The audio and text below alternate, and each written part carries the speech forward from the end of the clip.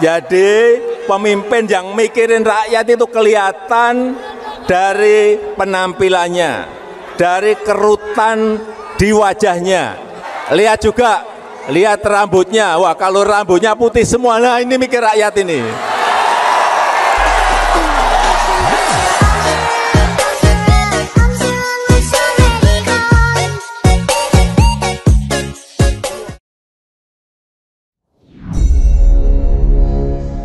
Siapa sahabat Newman yang punya pengalaman seperti apa yang diceritakan? Banyak pengalaman menghadapi rumah sakit di Indonesia yang sistem pelayanan kesehatannya adalah banyak banget biaya dan cek ini itu. Sakit kepala misalnya, tes MRI, tes jantung, tes darah, pokoknya sakit apa aja, tesnya berpanjang-panjang untuk memastikan apa masalahnya sih. Namun semua tes itu membuat kantong jadi tipis. Kita bicara tentang sistem kesehatan loh ya, bukan dokter sebagai individu atau dokter sebagai tenaga ahli medis pelayanan masyarakat yang banyak juga yang berhati mulia. Namun kita membicarakan sistem kesehatan secara umum di Indonesia yang seakan-akan dokter itu adalah agen penjualan obat dari big farmasi. Karena sistem kesehatan itu, maka dunia kesehatan Indonesia memiliki masalah besar. Pertama, biaya yang tinggi. Kedua, tidak efektif menyembuhkan masalah. Dan lama. Itu harus diperbaiki dengan seksama. Karena tujuannya adalah masyarakat sehat dan terlindungi kesehatannya. Kita semua tahu bahwa sudah 7 presiden, masalah kesehatan adalah raport merah banyak pemimpin negara di negeri kita ini. BPJS Kesehatan malah membuat bangkrut banyak rumah sakit. Masyarakat ngantri bukan untuk sehat, tetapi untuk administrasi yang panjang mengular.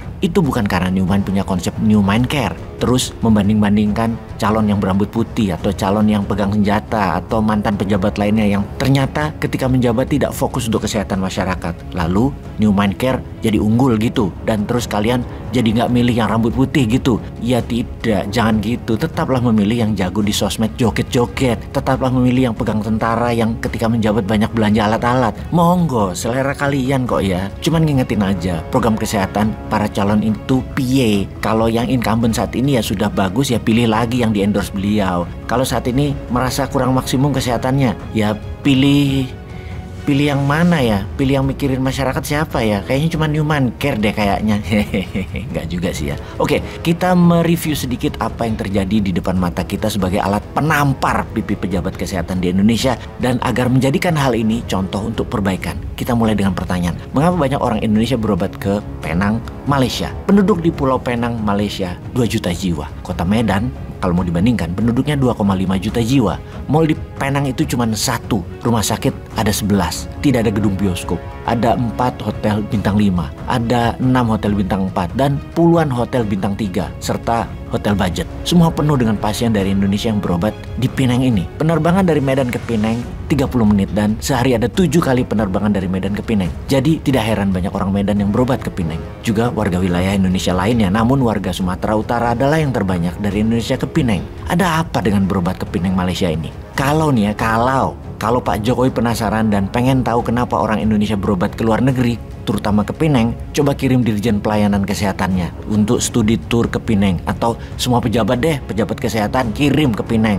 Apakah obat di Penang lebih mahal dari Indonesia? Kenyataannya salah, lebih murah dan mayoritas sembuh berobat di sana.